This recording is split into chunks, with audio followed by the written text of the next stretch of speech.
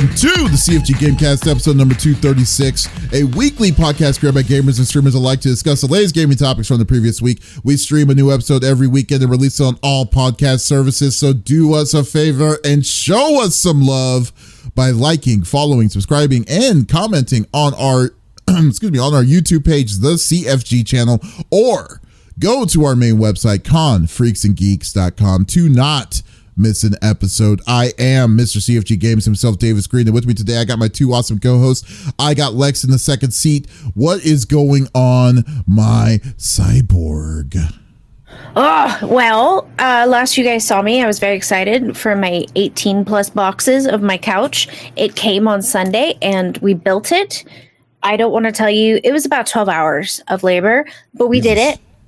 We've slept on that like every night this week. Adam gets off work, we go downstairs, we make dinner, we put something on the TV, we've been catching up on our shows and stuff. And by midnight, he's snoring. And only once or twice I've been like, you need to get up, you need to go upstairs and get ready for bed, or you're going to be down here all night. But yeah, we had a little sleepover on the couch last night. It was fun. In other news, still having brain swelling issues. Fun fact, had a referral to a neurosurgeon, and he actually called me to schedule with them, and I was very excited. So I called this week to schedule, and they said, oh no, your referral is not for your brain. It's for your lumbar. And I had several questions. One, why?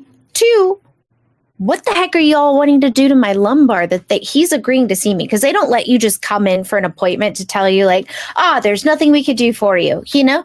You know what's happened? And three, they saw your case, and then they're looking in the back and they're like, that girl has the worst back support I have ever seen in my entire life. And it's like, we need to fix this person up. They didn't even think about wait, should we have a more important issue than that? But anyways, right. Continue. Well, here's the kicker. So my guess is he wants to fuse my whole lower back, which I don't want to get that done because it's 50-50 that like you feel better after, you know.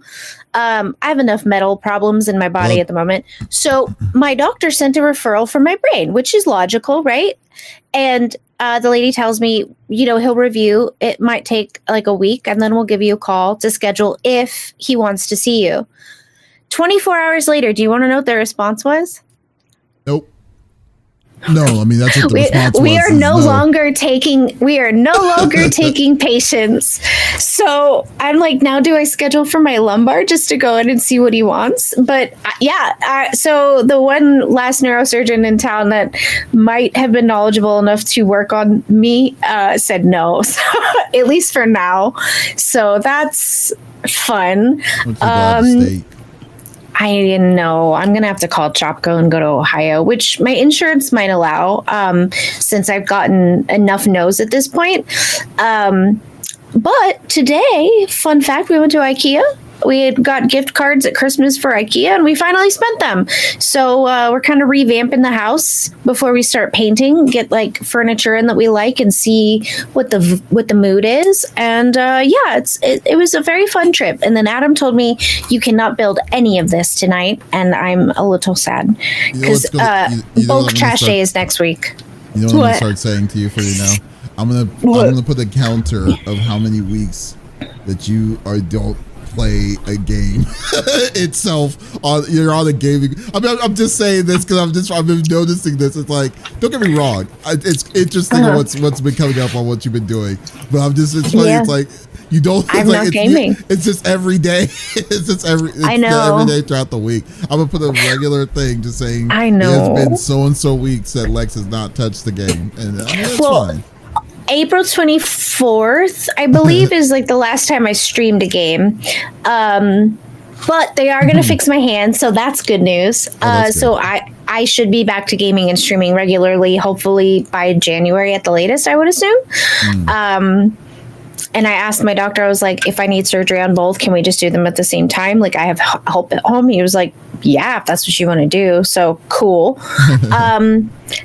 But I do play like once or twice a week with friends. It's just like everyone's kind of been busy in September, like one person or another in our group before. You don't need you don't need to give me any excuses. I'm just doing it by observing it. By just observing. I know. It's fine. I haven't even been able to play Dreamlight Valley. My hands hurt so bad. So it kind of sucks. I wake up and if I fall asleep with like a fist under my head, I wake up and I can't like open my hand for like 2 hours. It sucks. Oh, I feel that pain before, but it's annoying. But you know what? As you can tell, Smitty isn't here. Smitty is living it up over at TwitchCon, talking, smoozing, kissing babies, shaking hands as always. But I have an intro.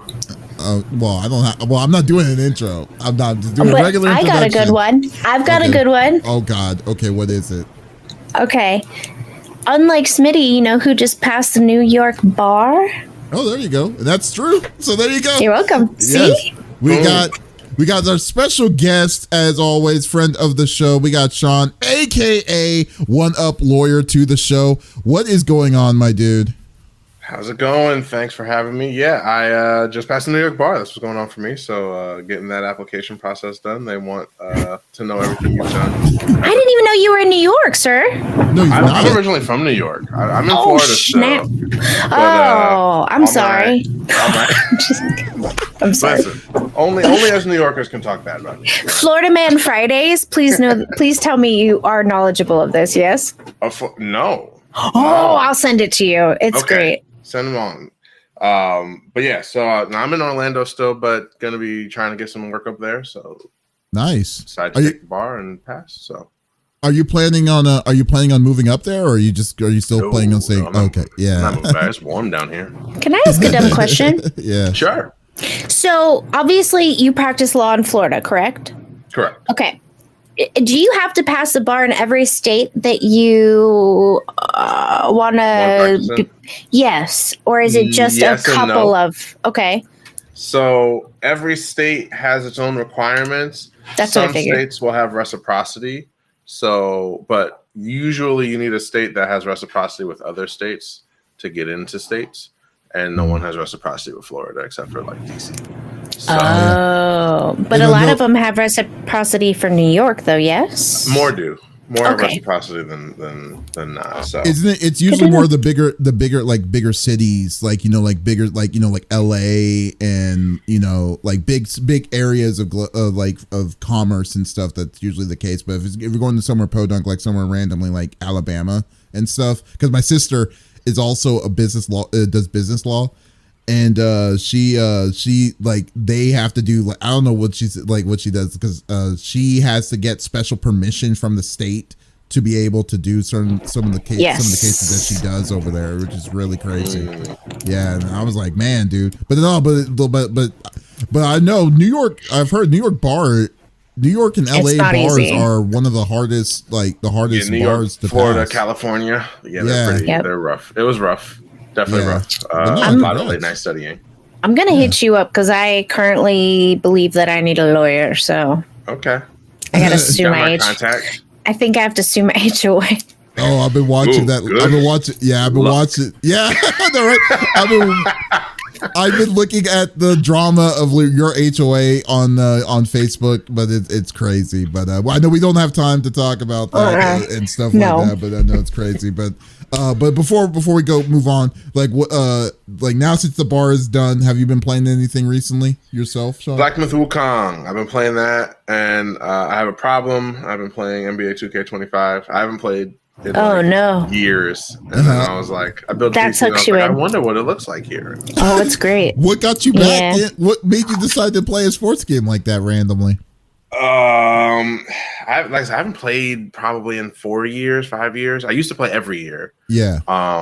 And literally just I built the PC and I was like, I want to see what the mods look like. Oh, there you go. There it is. It's the mods, and then like you're open to the mod world and the game. Mm-hmm. You just got your foot in the pool in the world of modding.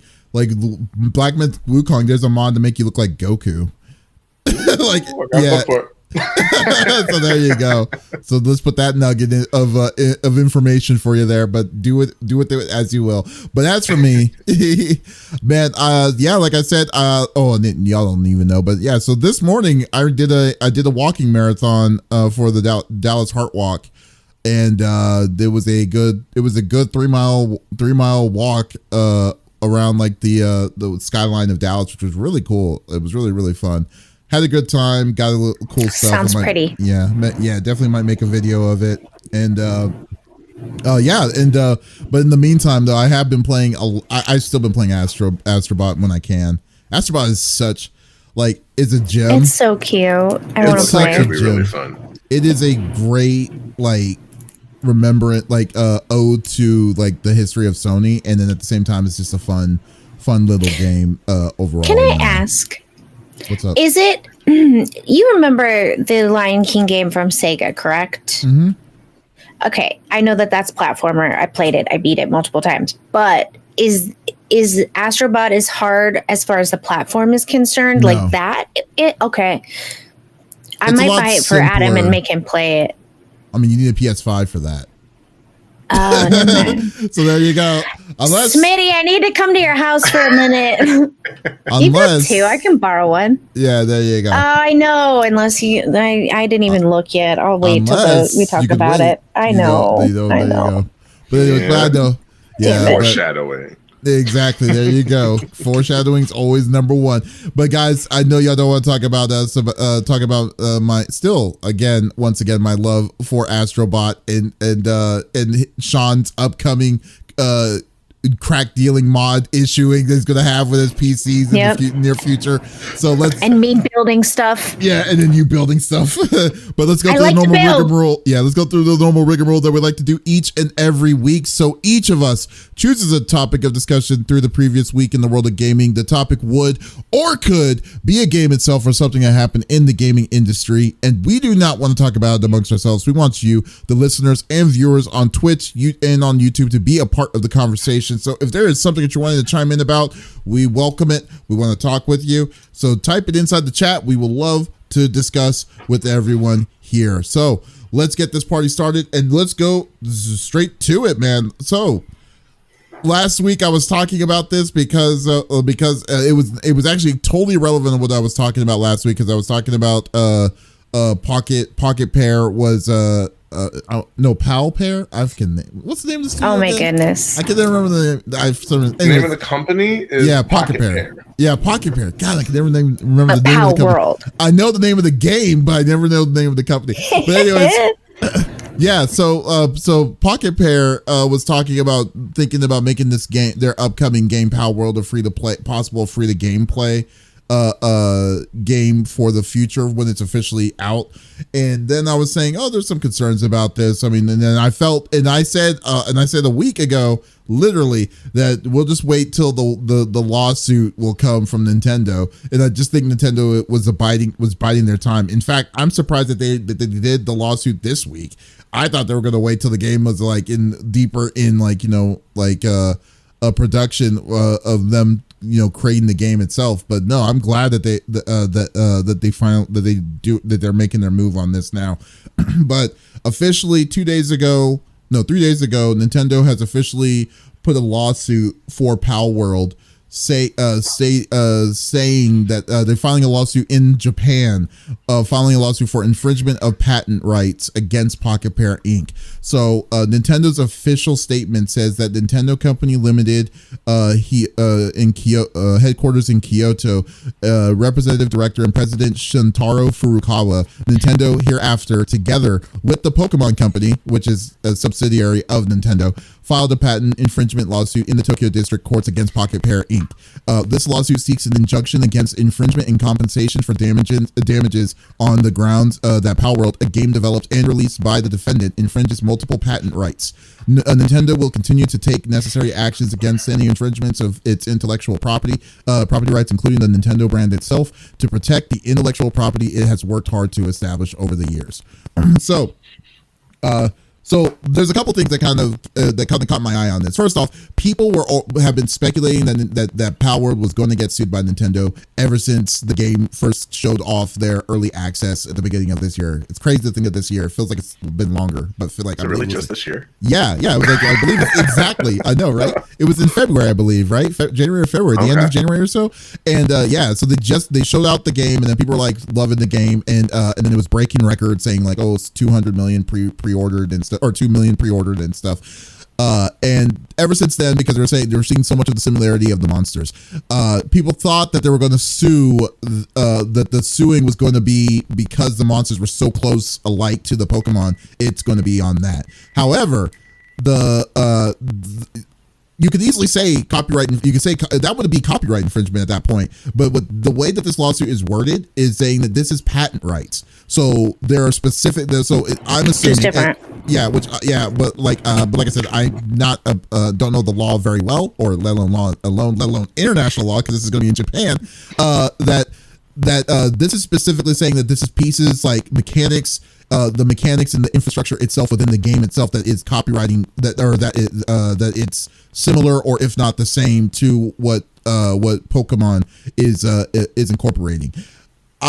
In that case, I find that very gray line-ish, let alone very odd, that Nintendo's direction is not only that they skipped the cease and desist. They just went straight to the jugular and just said, we're going to sue. We're straight suing for it. Because usually they do. I mean, I'm assuming that they would do a cease and desist to kind of give them a chance to to react towards this. But then the piece of the mystery to me that makes it even more odd is they didn't list the patent rights that they're infringing, that Palworld's infringing upon.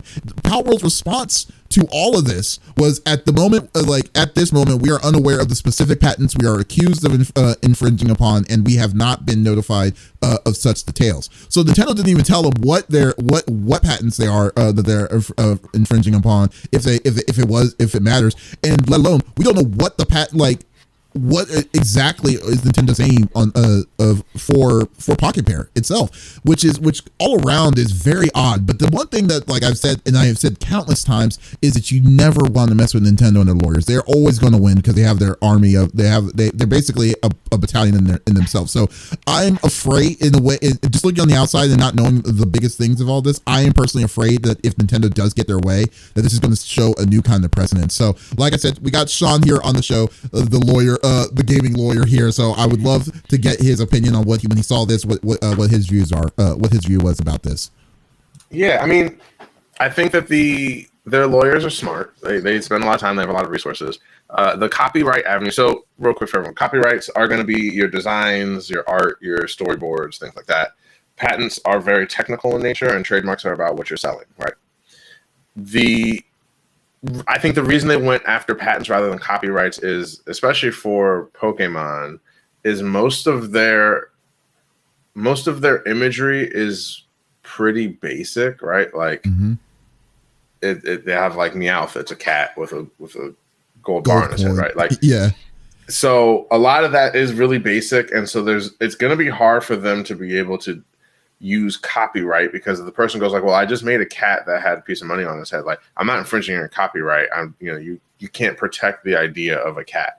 So I think they were going to be hard pressed to get copyright infringement just because of that, because their Pokemon are not that unique in their designs. I mean, one of them is a pair of freaking car keys. Yeah, or it's like a flower with a face. Like, it's real hard to do that, and you can't protect the idea of someone going after monsters and catching them and training them up. You can't protect that idea, but you can protect the technical aspects of your game. And we've seen that a lot. There are a lot of games that get patents for systems. So I know Mass Effect got a patent for their menu and dialogue choice, right? And so that's why a lot of games you don't really see that radial dial, because it was like, well, we can't do that, but we can do something else for picking it. So it'll be like a square or something, and you have to choose which one. But you couldn't do the radial dial where you use the right stick to kind of circle around and figure out what dialogue choice you're going to do, because BioWare had that on lock, which is why all their games have it and other games don't. For this one, there's at least a Japanese attorney that we can kind of piggyback off of. He's Kurihara. That's what I was looking at too. Yeah, he essentially found at least 18 patents that he thinks could be on their list. But one of the big ones is going to be a patent on how you capture the actual monsters, right? Because that patent essentially is for how you aim. You're aiming at a particular character, and then you have 2 inputs that you have to release to make sure that you're catching them at the particular time.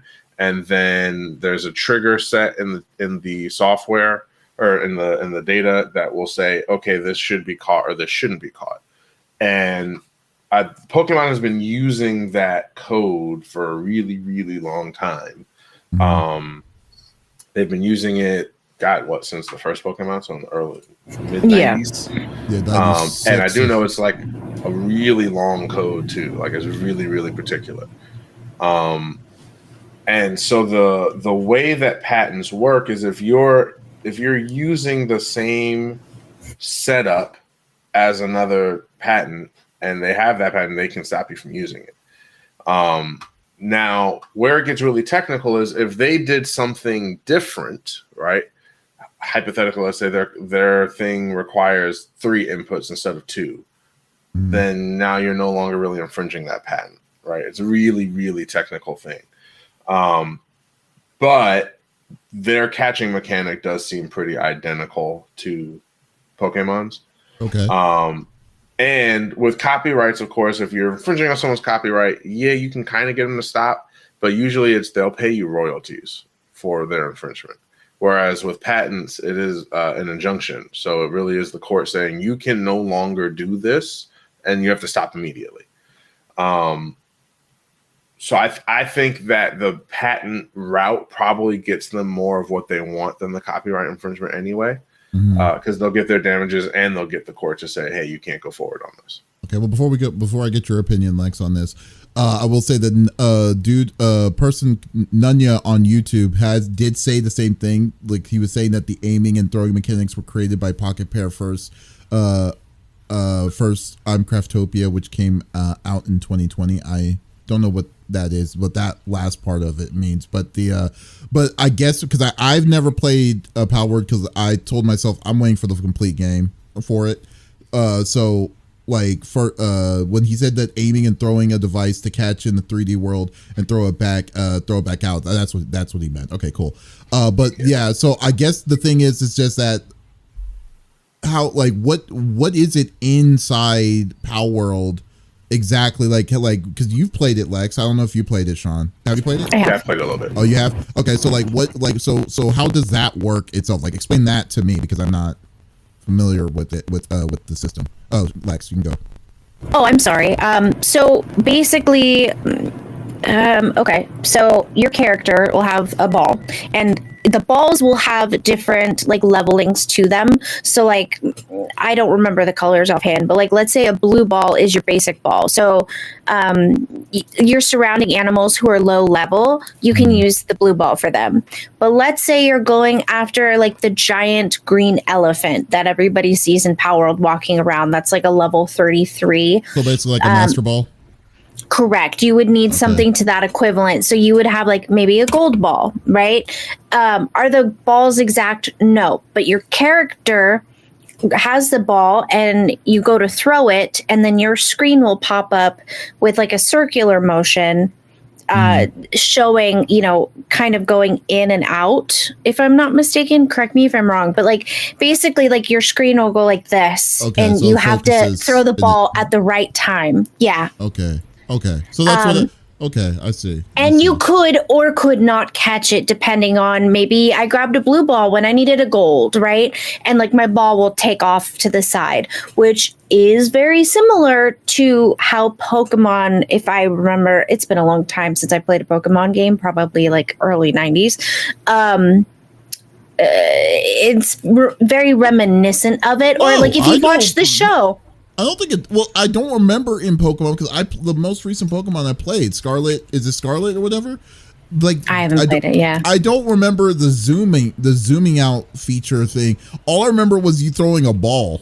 That's all I remember. Well, like that's it. Like even in the show, like the technical, like you see Ash like grab the ball, and then sometimes it'll show from his POV, and he throws it, and like let's say the Pokemon is standing here, and like the ball hits it and then bounces off. That's almost identical. That looks almost identical. Okay. So even though the ball is not exactly the same, it's not got the stripe around it and the coloring, and then the orb in the center that shows like the Pokemon's in there and it's green, he's alive. If it's not green, he needs to go get health or whatever the case is, right? So that is very similar. But if you were throwing a ball at a creature to catch it, what would be the other options? You know what I mean? Like, it's just one of those like, oh, this is an obvious way to do it.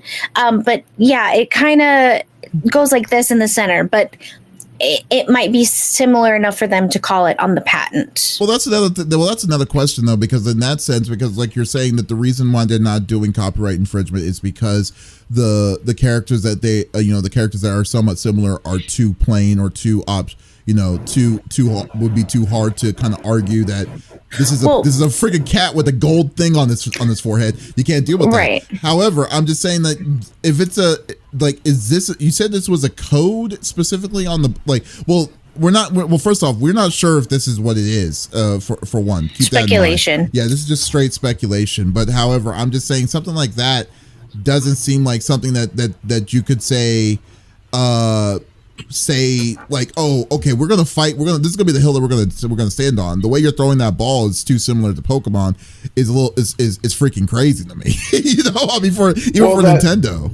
Well, for the patent side, and I know you had mentioned something from Nunya that, about who created it first. Patents, most countries worldwide is first to file, not first to create. Correct. So as long as Nintendo filed first, they have the patent rights to it. Right. I mean, it's kind of like, if you think about it, the person who we know who made the phone is Alexander Graham Bell, but he's actually not the one who first created it. He's the first to patent.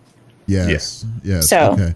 But I would like to mention, so like the Meowth reference, like, yes, there is a black cat with also a gold emblem that has stripes on its tail, but it's not on 2 legs, it's on 4. Meowth looks more cartoony, whereas the cat in Pow World looks actually like a house cat with like more Egyptian looking type symbols on it. And so they're similar. But how would not be as similar to like the evolved version of Meowth to a Persian? Because that looks exactly like would remind me of what you just described. It was a Persian, maybe with more Egyptian features on it. I have to look now. Yeah, I mean, it's really clear that they copied a lot of their designs. Yes, but the patent stuff is very technical. That's what I'm saying. Like, even if like the idea of it is something that you can't do it any other way, it essentially is like, well, too bad, so sad they have the patent, right? So if someone patented a telephone, if there's no other way to do a telephone setup, then it is what it is. You just can't do it, because if you do it, you're now infringing. Can I ask a silly question? Sorry, I didn't mean to interrupt you. No, you're good. Let's say, okay, they changed the ball from being circular to square for whatever reason.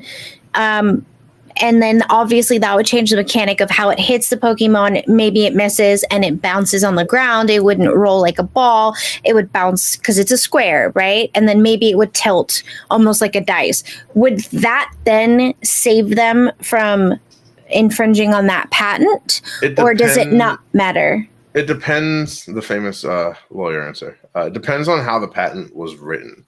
If the patent is because it has to be specific, but like most attorneys when they're filing it, they're going to try and make it as broad as possible. If I were hypothetically patenting something like that, I would likely patent kind of like the Mass Effect thing, right? I would patent the actual mechanics of it so that they'd have to change. Like if it's you aim with the left stick or aim with the right stick, hold the left trigger to charge it and then release the trigger to throw it, right? I would make it as technical as possible so that they would have to do a completely different setup for that. Yes. Okay. So I mean, it might be as simple for them, in regard to this suit. And again, this is assuming that this is the only patent that they're infringing. Yeah. It might be simple to change it, right? You make it you just throw it press the B button and it throws it. But like, then the question becomes, is it going to feel as good? Are they going to want to do it that way? So. Well, here's another thing though too, and this is kind of funny. Like Jimmy Juggalo on YouTube, which by the way, thanks you for YouTube showing up. This is cool seeing people from YouTube participating. That says that Jimmy Juggalo is saying, "I hope Nintendo doesn't win," and he's assuming that Jimmy Juggalo also says he heard that a couple patents didn't even pass till after Power World came out, which I could probably believe that they probably could have been proactive on some of these moves. On when they're saying, I did look it up. when they were like, "Oh shit, we got another group." We got another group coming, but and this is where I'm worried about, because this is going to create a precedence. Pokemon isn't the first of its kind to be a monster capturing game. Like there's been other games, like for instance, I mean, there's Dragon Quest Monsters came out before the original Pokemon did. Shin Megami Tensei was the first thing that they created, was like in the 80s, I believe, was also something that they created. It's just as if I feel from what they're doing, I can understand that if you make the game somewhat similar, then you copyright the patents, that I can understand that, but the genre itself would be a tough thing to say that you're going to that you could put a patent over, because the genre itself in this is that you're capturing monsters and creatures and stuff like that, and you're fighting and using those monsters to fight against in other scenarios. I'm just thinking like, so what if like Square Enix one day decided to say, well, we're going to try to patent our exclusive system of a turn-based RPG. Like it would have to be so different enough or so specific enough for them to be like, okay, this one specific mechanic within doing a normal turn-based RPG system is so original that we can patent that. Like it is that, like, and for me to think that Nintendo is going to pinpoint to that, and if they, and heaven forbid if they win this, that now people are going to be paranoid about future projects. Because I mean prior to that, don't get me wrong, I think Nintendo, in my opinion, has been slacking on the more recent Pokemons, in my opinion.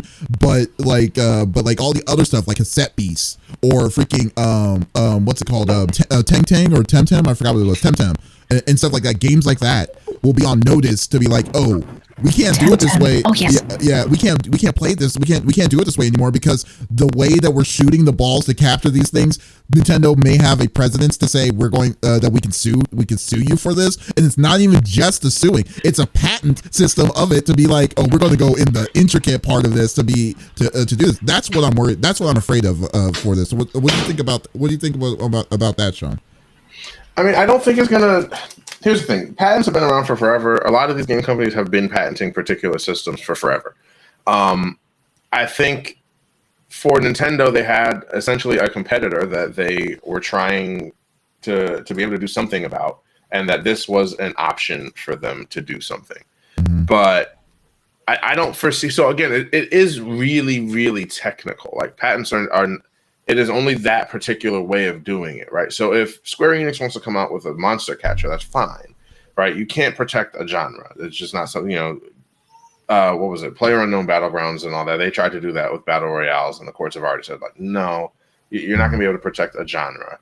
But you can protect your particular game mechanics, provided they're new and novel, right? So Japan at some point has to have thought that Pokemon's code and what they were doing was novel enough to get the patent. Mm-hmm. And again, patents only last 20 years, right? So like the Mass Effect one is just about up, I believe, which means anyone can use that system.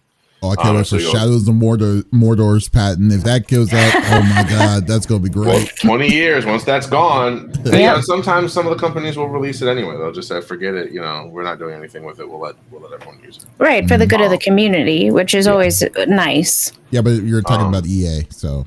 Yeah, I know. But yeah, so I don't foresee it really affecting the genre. I think that what it will do is if if they're not big, some of them are going to get scared away from doing it, right? Because they're going to be like, well, I don't know any other way that I would do it, so I'm just not going to do it. Mm-hmm. But major companies, they'll be fine. Okay. Yeah, well, I mean, like what Jimmy Juggalo here says, Nintendo and Pokemon just mad because Pal World is about to be on Xbox and PlayStation. I mean, yeah, I think that they like what I said last week. I said that Nintendo was just taking their time to bite. Like they didn't need any kind of hurry to be like, oh, I can't believe they released this and stuff. What they were just doing was that they were sitting and waiting to see what the levels were. Because I mean, 2 million initially when it first came out, 2 million reserved the game. Then you had now, I think they're at sales now. I think their sales are hitting about 5 million just for the game itself. Someone can please look that up so I can get the official record on that. But I'm just saying that like they were in no hurry of this, and then plus with Nintendo's law side, it's always busy. They just finished up wrapping up the emulator lawsuit that they did, and now they're just moving on to another thing. It's like they have a shit list, and they're just slowly going down on it. It's like we're not going to be immediate, but remember we didn't forget about you. We're still there. I think some of it too is they had to make sure that they were actually infringing the patent, because if they are, right, then Nintendo has an obligation to police their intellectual property, right? Because if they don't, then it goes away. Yeah, and I think it's fair. I think the problem I have is the fact that they've released when you issue out a statement saying that you're suing a person, and then you want to know why they're suing you. They have the information on why they're suing you. This one is that they told a company, let alone an indie company that probably doesn't have the same resources as them, that we're suing you because you're doing patent infringing, but you're not telling us the patent. But they didn't tell you the patent. They didn't tell them what the patents were that they were infringing upon. That's what I find very odd in this whole situation. It's like usually that stuff tells you all that. Don't they usually tell you normally? Or like, is that, so most places, and this is assuming Japan's filing system is the same as ours. I don't know how close it is. True. In that regard, but our filing system is very much, you have to just put people on notice for the baseline as to why you're suing. So when I do a lot of my lawsuits and filings, I'm not super specific, because if you're really specific and then you find out, oh, there's another cause of action right here because they're also infringing this patent, now I either have to file an amended complaint or I might have to file a whole separate lawsuit. So rather than do that, I'll just go, they infringe patents and there were damages. I'm not even going to tell you how much the damages were, because we'll figure that out as we go along. Now, I might put in, if they were being nice, you could put in like for example, these patents, but reserve the right to put other ones in. But usually there's no obligation for that. And again, the other issue is Japan, at least so far, a lot of these lawsuits are open to the public. But Japan's is not. It's not. So we don't really know what they put in there. For all we know, they did put some of the patents. We won't see the filing in Japan like we could here because it's public. But the actual hearing itself is public. But they don't necessarily, because the filings can be so large, depending on what day you are there, they could be arguing one point, the next a different point. So that could be, we'll hear more from Palworld themselves about what it is later down the road. Palworld doesn't even know what they did, because even on their side, Palworld says, we don't know what infringements that we're on upon on any of the patents. That's what it was 2 or 3 days ago. So they don't even know it yet until they. When they do, then maybe they may change their tone. But as far as I know, I was like, I don't think that they even know what they did. Right. Well, and correct me if I'm wrong. Like, let's say I'm suing you, Sean. Okay, and I make an announcement saying we're both companies or whatever. Okay. I make an announcement. I'm suing Sean because he wore the exact same shirt I wore and I have a patent on it. Okay. Whatever. But I haven't even served you the documents yet. Can they do that in Japan? I guess we don't know, huh? I'm not sure. I'm assuming, right? Like, you can make all the announcements you want to usually.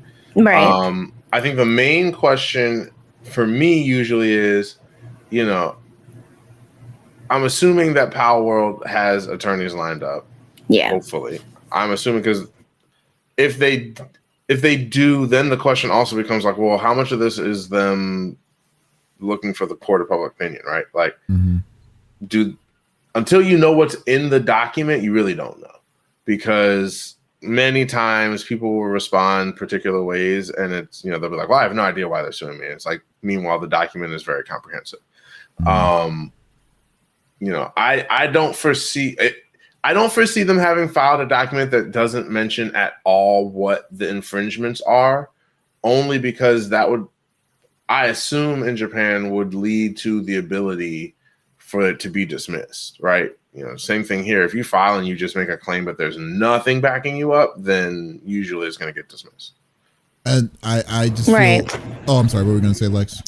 I was also going to say too, and he's correct. Like, the more vague I watch a lot of West Wing, okay, and like lawyer shows, but also the more vague you are, like, let's say I'm Pokemon and I am suing Sean, who is Power World, and I'm vague with my stuff. And we find during our discovery portion, which in the US you do have to share everything with the other party. During the discovery, we find out that you are also infringing on other patents. We can then also sue on top of that. So like, the vagueness is on purpose, right? And this is all assumptions. We're just assuming here.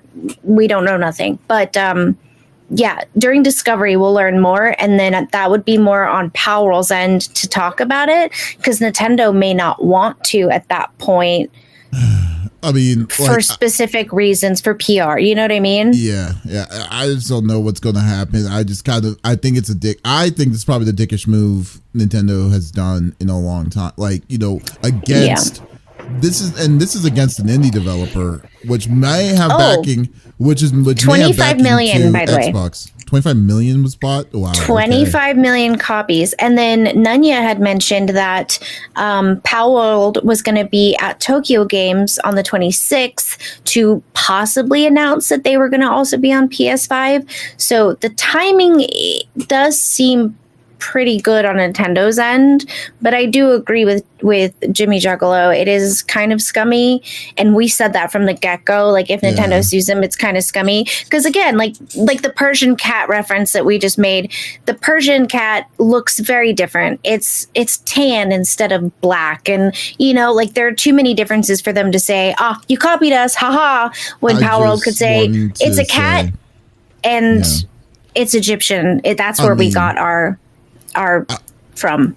I'm just saying that we definitely we're starving for more information. I definitely would want to know more information on this, and this is probably the good news about this is that the Power World is now, because right now Power World is still in the process of being still forming what kind of game this is going to be. So they are in a situation where they can pivot if they can instead of something that's been fully out. So I mean, I guess that's some sort of good news on this, because he doesn't even know what format he's wanting the game to be itself. So, but but overall, I hope Nintendo loses and see where this is going to go, because I think this is apples and oranges comparatively. Because in my opinion, Power World doesn't really play. There is Pokemon aspects, but I feel this is more of a game of survival, like Ark, because what you have to do with the building and all this stuff and surviving and stuff, and what you have to do to do it. It just seems like it's like Ark with Pokemon mechanics in it, rather than being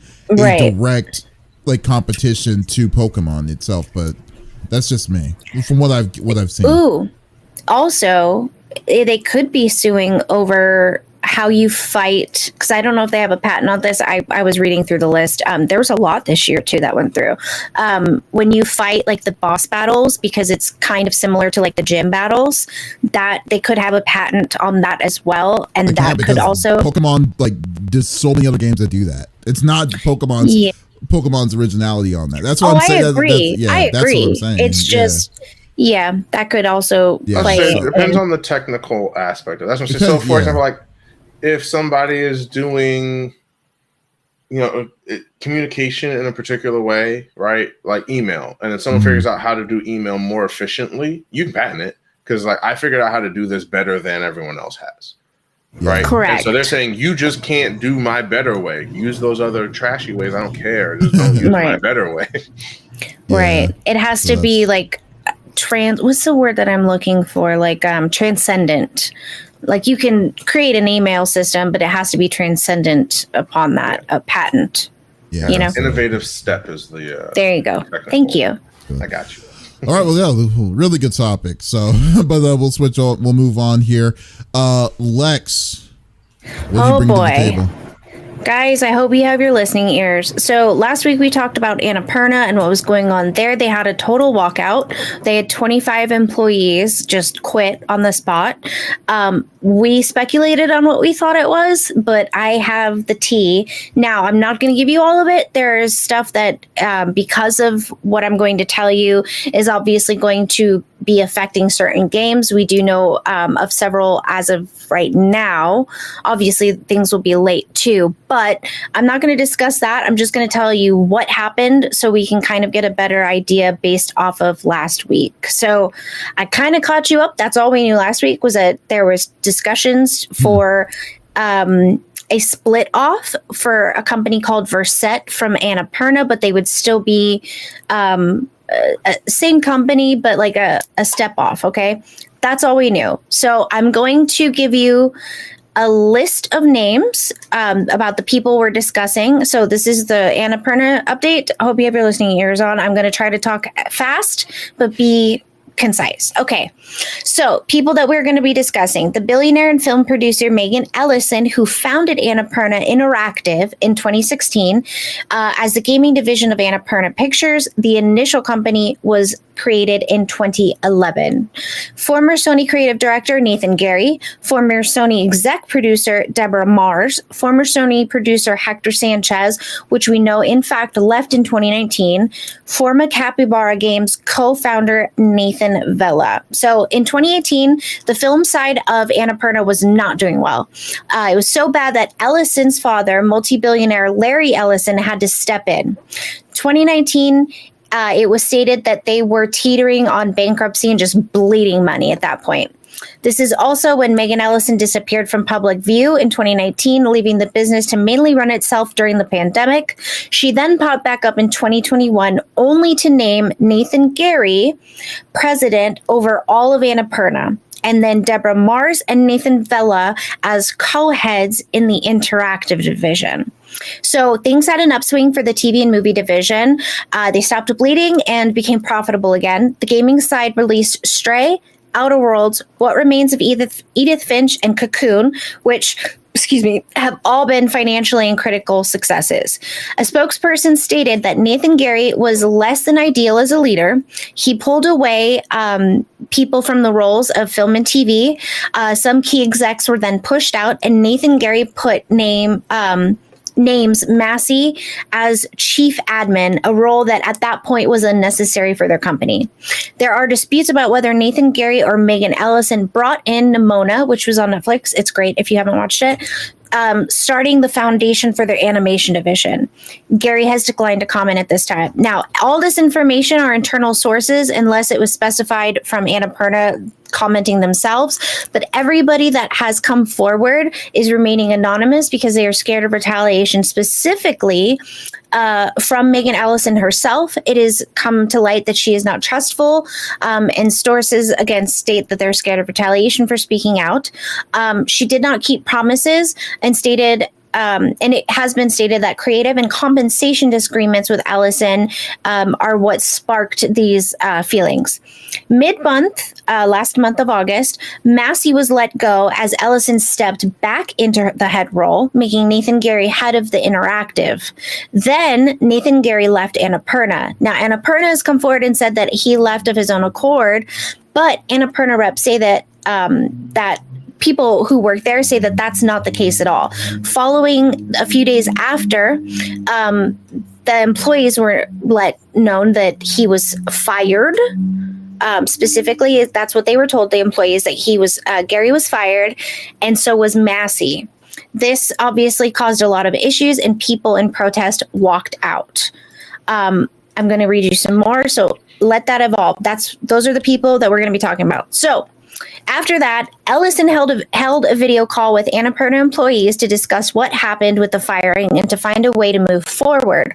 On the call, Ellison allegedly expressed a desire to keep the entire group of coworkers. That also included Nathan, Gary, and Massey, who had been fired. Right. And the following days, all of the departed staff returned, including Gary and Massey. Discussions began for a potential spinoff of the company that would allow Gary and Ellison to achieve their respective visions with minimal disruptions to partner developers. Roughly, the plan was for Gary and the Annapurna Interactive staff to become a new company called Verset, with ownership split between Annapurna and Verset's leaders.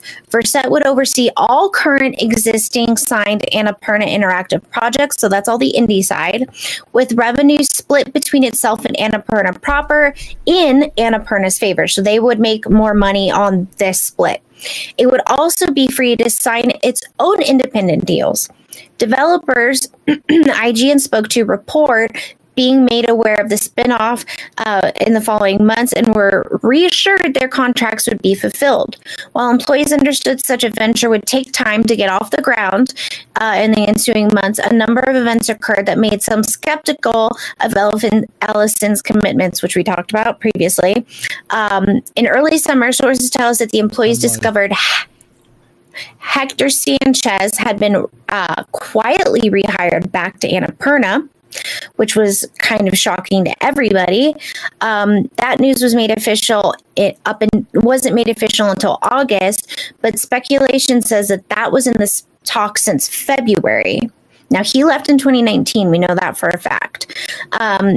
So a title that seemed to some as potentially at odds with Vela and Mars' roles as at the interactive sector. Okay. Annapurna for itself claims that talks between Ellison and Sanchez began back in February. And Sanchez was planning he was talking with Epic Games. So he was talking with Epic to then head the AAA and AA gaming space, including transmedia properties. Which is how months later Annapurna announced that it was partnering with Remedy Entertainment on film, TV, and other projects, including funding support for Control 2.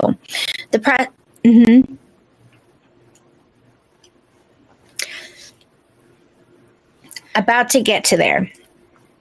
So employees were unaware of Ellison's plan of the spinoff, the status of the spinoff, were concerned and frustrated about the direction of the company and the future of its interactive division, Verset or no Verset on the table. So while all this is going on, Ellison regarding the spinoff appeared to have stalled out. So it was Ellison's fault that it stalled. And in August, Annapurna officially terminated the discussion. Annapurna claims that this was due to Gary's lack of response to requests for feedback on legal drafts. And in a statement sent to IGN after publication, doubled down that any implication Annapurna was backtracking on the deal is false. We agreed to high-level deal terms and signed a term sheet in early April, which is weird because now they're only hearing about this in August, which makes it all the more surprising that we never got a response. So that sounds like a load of bull. Meanwhile, multiple people told IGN that in those final months, they began to see signs of Ellison exercising greater involvement over Annapurna and their deals, projects, and budgets in a way that began to make them further uncontrollable with the direction the company was taking overall.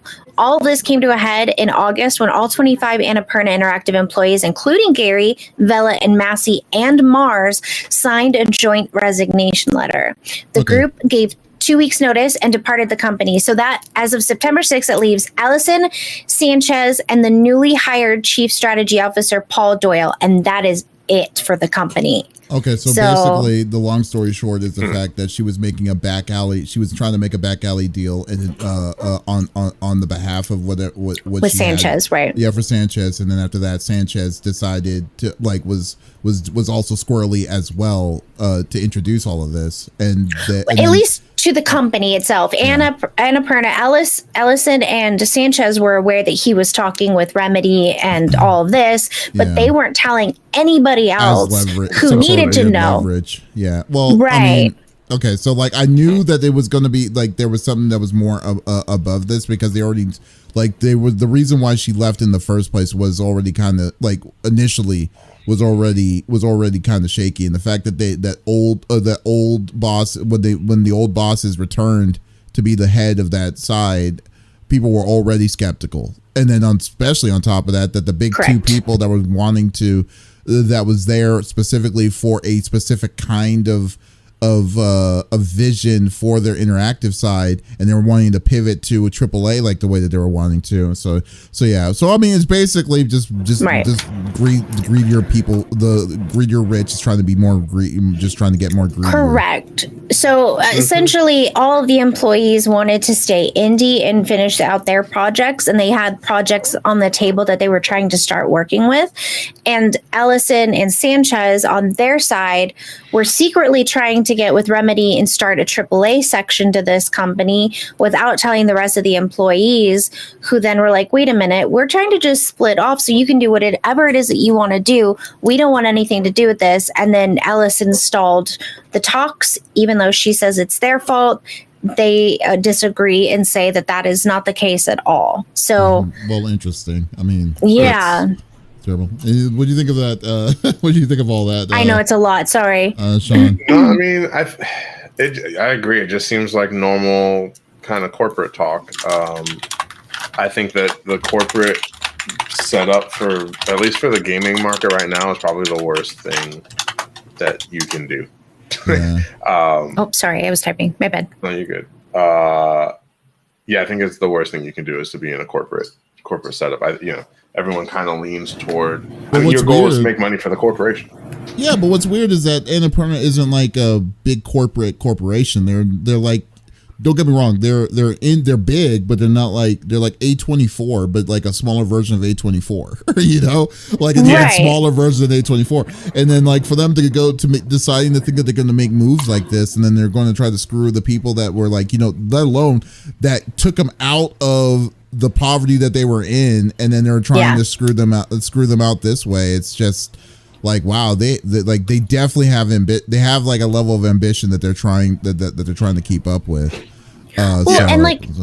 It's so interesting too that like they have all of these like really big people who are really good at what they did at like Sony and all these other companies working for them, and like even like before the talks, like employees were saying like it was really weird that we all of a sudden got Nimona, like, and then Allison and Gary were both like, I brought it in. No, I brought it in. No, this is it. And like trying to take credit for it. And it's like, well, who cares? Like this is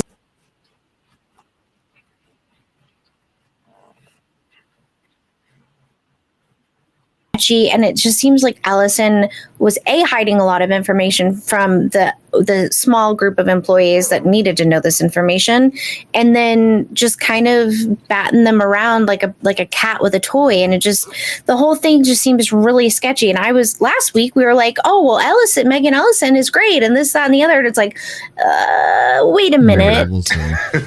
Yeah, it's unfortunate to do time and see just more like another episode of Succession at this point. So we'll see how this is going to go, But in a weird little twist of fate, because people are like, well, is Versett even going to happen? The website is up. Nobody has commented, but the Versett website is live. So it seems that regardless of what happened with Annapurna, those 25 peeps know what they're doing, and they are moving on and up to continue with great things in the indie development. Now, again, that is speculation. That is only our opinions. We do not know anything. We are just IGN reported on it and we're discussing it, but it looks like Versett is going to happen. So, yay! All right. Good. Well, we'll see what the drama is next week on the next episode of Melrose Place. But yes. All right. So Sony announced a 30th anniversary PlayStation 5 series of games. Series of consoles. So what they're doing is that they're making so what they're doing is that they're releasing the PS5 Pro, the PlayStation 5, a PlayStation 5 controller, PS5 Edge controller, which is their Pro controller, which goes for about $200, and the handheld. What's the name? I cannot remember the name of it again. The name of the visor, the portable, the Portal. There we go. Oh. Yeah. The Portal itself. So the Portal, they're all coming in this awesome gray color system color, which is the classic PlayStation controller color, the PlayStation color, and they're doing a special bundle for that PlayStation controller as well. So it is incredible. And what's the coolest part of this? Can I see? I think I just left the thing, but I'll try to find it again. But the coolest part of this is that they're also bringing a USB cable for the PlayStation 5 that looks like the original PlayStation 1 controller bag. Stop. Of it. So yeah, and I don't know if it's going to come specifically with the bundle that they're releasing, because they're going to be releasing a limited amount of bundles of the PS5 Pro with the PS5 Pro rack of the PlayStation Color thing. Comes with two controllers. Two PlayStation 5 gray controllers as well, and stuff, but they don't have an MSRP value for all of that. So yeah, let's see if I can have the video. Oh, there it is. Okay, so the video, yeah, I just posted the video now. But the system looks beautiful. I want the system would be like an understatement of it. It's definitely tugging at everyone's like remembrance of their hearts, because we've grown in the time since the PS1 and on now, and it's like it makes you want to try to get this. It's a very beautiful system and stuff. And then, and personally, in my mind, with these like, I mean, there's no way I could afford this, so I'm not even going to try or even entertain the fact that I'm going to try to go for it. But the my mind is that they knew that this was coming, and then they just like, okay, we're going to give out this announcement immediately, you know. So I was like, wow, this is crazy, man. So yeah, so what do y'all think? What do y'all think about this? This looks like, oh my gosh. You go ahead, Sean. I'm still looking. I mean, I've looked at them. I guess I'm contrarian because I know we're the target audience now and all, but yeah, I'm kind of tired of the nostalgia pull, especially with the old systems. I'm like, it doesn't get past the fact that the PS5 Pro is still $700 and doesn't come with a disk drive and doesn't come with a vertical stand. And there's just so many issues I have with it. I've been jaded on console gaming lately any old way, so oh, the PC universe got a hold of you. That's what happened. It did. Welcome, buddy. Welcome. Yeah. You know what? I mean, you know what I would do? Like if I had the chance or a possibility, I think all I would get out of all this is the controller. Because like the controller looks cool. Yeah. And then like, I mean, I don't want the DualSense Edge would be, I mean, I've never really understood the hype for those because I never really needed to do it. But like the controller, I think would be a good justifiable thing in my opinion. So I think I would go for that. I would go for that. But no, but I see your point. But the color, dude, like, I mean, it's better than the newer ones than just a straight white. I'll give you that. Like if you're getting a PlayStation now and you wanted one, then just go ahead and get the anniversary edition. Right. But golly. But that's another thing. They're only going to make 12,200 of these to celebrate Scalper's Paradise. Yeah, exactly. Scalper's Paradise, essentially. So yeah, a little more than the PS4 version, but still very little amount. What were we going to say, Lex? Stupid question. What's the difference between the DualSense Edge and the DualSense controller? It has back paddles. Yeah, it has back paddles. And you can like remove the analog sticks. So like if you get stick drift, you can just replace it. Don't worry about it. Yeah. Because I'm looking at modular. Okay, because I'm looking at the controller and like I see obviously it's got the whatchamacallits. But like underneath the toggles is like a little paddle. Is that what you're talking about? Oh. Yeah, because on the right behind right behind it there's a paddle that you could put that you could put that's around. Yeah. Oh, you have one. Okay, there you go. Yeah, so that's cool. I'm trying to see. Oh. Yeah, so you can, and then the actual like analogs, you can take them out and there's okay. But what's the little thing underneath it? Which thing? You had your fingers like right next to it, so like the little analogs, and then like if you're moving down, it pops out. Oh, okay. Yeah. I thought they That's the did something extra. Oh, You can also set like controller profiles, and so if you hit those, you can like hit a button and it'll change the controller profile. So like if you have a shooter versus an RPG and you want your button set up different, you can just like switch it. Oh, see, I didn't even know. I have the birth injury, and so it helps me like with shooting because I don't have to click the right trigger. I can just use the underneath. Right. Okay. See, that's pretty cool. Yeah. Question: So, I mean, how much is it? Well, like I said, they don't have an MSRP for value for it yet. And, well, for the Pro, I don't know, but the other ones are the same. It's the same price. They're still going to be the same price. So I'm assuming 500 for all that, and the controller is going to be 75 or 80 or whatever. I don't know how much the Edge. How much is the Edge? 200. That's a great question. Yeah. Kroganista says I had. Yeah, Kroganista says I had to beg, borrow, and steal to get the first PS5. I'm not buying a new one for this gen.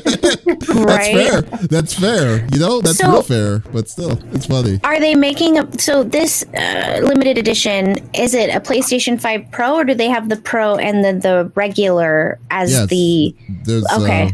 Yeah, they have both. Regular. Yeah, they have both. Okay. Which what's not there? The PSVR 2. Yep. So there you go. So so you VR folks out there, they're pretty much might as well just say it's gone, it's done. So we'll see. But there you go. I mean, that was pretty much like the thing I was like, man, dude, really, I would love to get something like that. Would be great to see. But it's okay. It's okay. We don't need it. It's something that you could dream about, but no, not yet. Not yet. Especially like that is like that bundle alone, just thinking about it, the virtual, like if you need the drive, the plate, and it comes with 2 controllers. The 2 controllers alone is $80 a piece, so it's $160. Then you have the control. Then you have the stand, which is $25, so it's $100. That's $200 on top of that, and then a disc drive on top of that. I don't even know how much the disc drive is. So I don't think they've said for the PlayStation 5 Pro. Yeah. So I'm assuming 75 to 100. I'd assume at least $80 to $100 for it. Yeah, so I'm saying on top of 300 on top. I'm thinking it's an easy $1,000 just to get the PS5 again, Pro. at that point, you just build a PC. Yeah. Extra $200. What's funny, Dust said, watch this particular version of the PS5 have massive cooling issues due to the PS1 faceplating. The PS5, the PS5 has not had an issue with the previous ones. So like, I don't know if it's well designed. So I don't even know if that's gonna be an issue. But I think the one thing I would say though, if you buy one of these, you can still sit on it. You're gonna get your money back and then some. Because like even the PS, that's kind of what I'm thinking. Yeah, the PS4 edition of the 20th anniversary still goes for about $800 to $900. And it's a Gen 1 PS4. It's not even a PS4 Pro or Gen 2 PS4 or the Slim. So I just think I think even just on that fact, and unfortunately I had to just recently sell my 500 million PS5, the awesome blue PS5 Pro that was a really cool one. And then your Grimace? Yeah, no, not the Grimace. The Grimace is still here, but it's a PS5 Pro. Yeah. I just sold that recently, and I got about $1,100 for that. So like, I didn't even know you had a PS5 Pro. No, PS4 Pro. Oh, I'm sorry. Okay. Yeah, so $1,100 for it? Damn. Yeah, because it was a special edition. It was a 500 millionth anniversary or selling anniversary thing, celebration or whatever. But it was really good. Sony sent me a copy for an unboxing a long time ago. So I was like, okay. So wait a minute. You got that sucker for free and you sold it for $1,100? Yep, and the MSRP was $800. So there you go. God damn! Look at you. Okay. That come up.